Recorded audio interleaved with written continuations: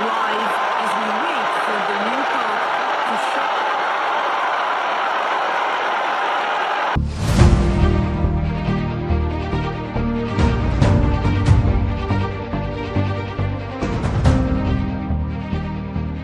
Mfahamu kwa ufupi Papa Leo wa 14 ni mzaliwa wa taifa la Marekani, baba yake akiwa ni Mfaransa na mama yake akiwa ni Mwitaliano. Alizaliwa Septemba 14 mwaka 1955 akiwa ni mwanachama wa shirika la Mtakatifu Augustine OSA. Alijiunga nalo toka mwaka 1977 alipomaliza masomo yake na kuamua kuchagua maisha ya utume.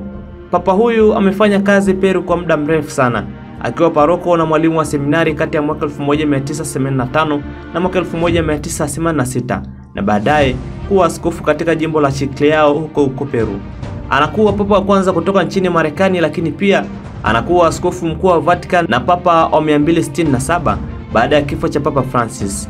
Ni msomi wa masuala ya sayansi na hesabu anayetambulika kwa msimamo wa kati, asiyependa mabadiliko ya haraka na anayefananishwa na matendo yake kwa ukaribu kama ilivyo mtangulizi wake Papa Francis. Amechagua jina la Mtakatifu Leo wa 14 kama ilivyo utaratibu wa kanisa. Pindi unavyochaguliwa kuwa papa, lazima uchague jina la mtakatifu ambaye mwenendo wako wa kiuchungaji utakavyokuwa. Aliteuliwa na Baba Mtakatifu Francis kuwa kardinali mwaka 2023 na kumhamishia Vatican ambapo alikuwa mkuu wa maaskofu. Nafasi ambayo ilionyesha ishara ya wazi kuwa ndiye atakayepewa nafasi ya kuchaguliwa kuwa papa. Na ni kama Papa Francis alimwandaa mapema mrithi wake. Mwenendo wake unatajwa kuwa hauna tofauti na Papa Francis, mwenye huruma na makundi ya watengwa wasiojiweza. Msemaji wa Vatican Matteo Brun alithibitisha kuwa kuchagua jina la Leo wa 14 ni ishara ya heshima ya urithi wa mafundisho ya kijamii ya kanisa la Katoliki na nia ya kuendeleza kazi iliyoanzishwa zaidi ya karne moja iliyopita.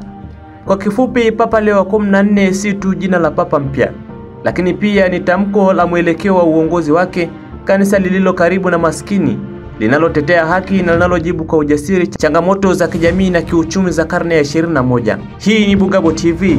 Nikusisitiza kusubscribe, kulike na kushare ili uweze kuwa kwanza kupata habari zetu.